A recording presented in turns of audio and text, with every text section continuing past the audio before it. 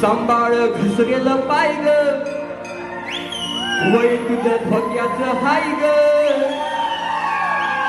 ऐकून घे शाईला लग्नाच्या पायीला घोटाळा करायचा नाही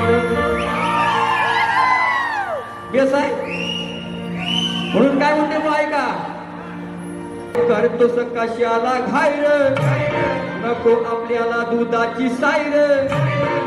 विचारतो काना सांगना लंगड्या हाय कसा तुझा तो पायर विचारतो काना सांगना लंगड्या हाय कसा तुझा तो पायर